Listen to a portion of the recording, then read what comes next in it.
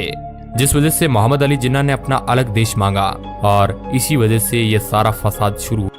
दोस्तों, तारीख थी 14 अगस्त 1947।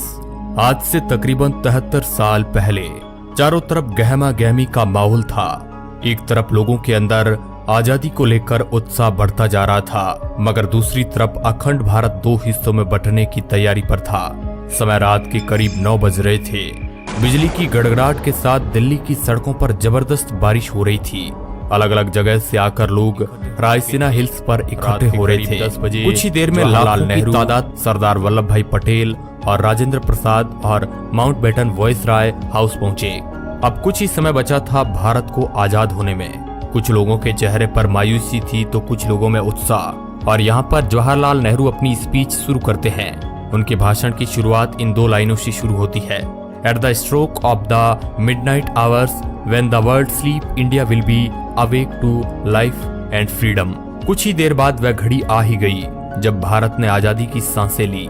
रात 12 बजे शंखनाद से हमारे देश की आजादी का आरंभ हुआ था, जिसमें ग्राउंड पर खड़े लोग महात्मा गांधी के नाम के नारे लगाए जा रहे थे और जो लोग अपने घरों में ये भाषण और सब कुछ रेडियो पर सुन रहे थे, उनकी भी खुशी का कोई ठिकाना नहीं था, क्योंकि उस समय भारत एक आजाद परिंदा हो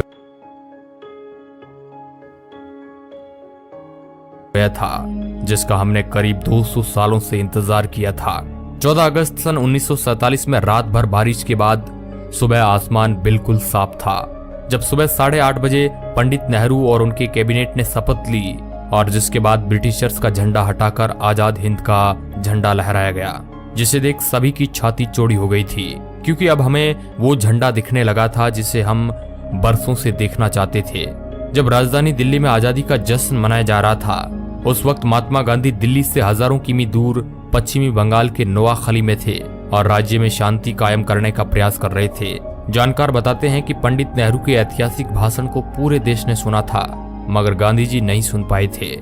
14 अगस्त 1947 की ऐसी रात जब लोग सोए तो गुलाम देश में थे, लेकिन अगली सुबह उनकी आजादी की सुबह थी। लेकिन जितनी खुशी हमें आजाद होने में थी, उतना ही गम अखंड भारत के टूट जाने में था, क्योंकि दोस्तों भारत ने अपना 3,46,737 किलोमीटर का एरिया पाकिस्तान के रूप में खो दिया। करोड़ों की संख्या में लोग भारत से अलग हो गए थे। जो लोग कुछ समय पहले ही भाई की तरह जिंदगी जी रहे थे, वे अब एक दूसरे की जान के दुश्मन बन चुके थे, क्योंकि 14 अगस्त के रात 12 बजे भारत और पाकिस्तान का विभाजन हो गया। भारत 2 हिस्सों में बट गया, जिसमें एक हिस्सा पाकिस्तान और दूसरा हिस्सा हिंदुस्तान के नाम हो गया था, जिस वजह से कई सारे दंगे हुए। जो लोग खुद को पाकिस्तान में सुरक्षित महसूस समझते थे, वे वहां चले गए और जो लोग भारत में सुरक्षित महसूस कर रहे थे, वे यहाँ पर आ गए। कहा जाता है कि करोड़ों लोग पलायन को मजबूर हो गए थे। इन दंगों में हजारों लोग मौत के घाट उतर गए थे। ये उस समय दुनिया का संभवतः सबसे बड़ा विस्थापन था और ये सारा खेल अंग्रेजी हुकूमत का ही था, जिसने डिवाइड एंड रूल का खेल पहले से ही खेल रखा था, जहां पर उन्होंने हिंदुस्तान के अंदर हिंदू और मुस्लिम के बीज भर दिए थे। वरना आजादी के पहले तक हम सभी भाइयों की तरह साथ में जी रहे थे। वो तो अंग्रेज ही थे जिन्होंने हमें हमारी जाति के आधार पर हमारा व्यक्तित्व याद दिलाया, जिसके बाद हम आपस में ही लड़ने लगे। और दोस्तों, हिंदुस्तान और पाकिस्तान के विभाजन की सबसे बड़ी वजह ये भी थी कि मोहम्मद अली जिन्ना देश के पहले प्रधानमंत्री बनना चाहते थे, लेकिन पंडित जवाहरलाल नेहरू को प्रधानमंत्री बनाने का वादा महात्मा गांधी पहले ही कर चुके हुआ, जो 15 अगस्त सन 1947 में खत्म हुआ। दोस्तों, हम आपको बता दें कि भारत को आजाद करने की बात बहुत पहले से ही चल रही थी और इसी वजह से ब्रिटिशर्स ने माउंटबेटन को भारत का आखिरी वॉइसराय बनाया था, ताकि इसके बाद भारत को आजाद देश घोषित कर दिया जाए। लेकिन भारत के हिंदू और मुसलमान भाई आपस में ही लड़ने में उतारू थे और यही ब्रिटिशर्स चाहते भी थे, क्योंकि यह लड़ाई की चिंगारी उन्होंने ही लगाई थी, जो आग बनकर अब तक हमारे सीने में जल रही है। लेकिन दोस्तों, इससे भी ज्यादा अफसोस की बात यह है कि ब्रिटिशर्स ने हमारे साथ हर वो जुल्म किए जो हम याद करें तो हमारी आंखों में आंसू आ जाते हैं।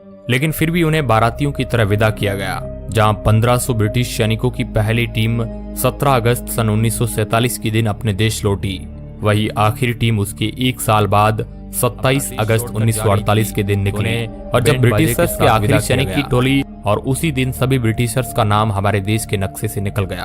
दोस्तों, यह थी हमारी आजादी की पूरी कहानी। लेकिन क्या आप हमें बता सकते हैं कि जिस भारत का ख्याल करके हमारे देश के स्वतंत्रता सेनानियों ने अपनी जान गंवा दी थी और कई लोग अपनी आखिरी सांस तक हमारे देश की सेवा के लिए लड़ते रहे, क्या वो देश हम बना पाए हैं या नहीं?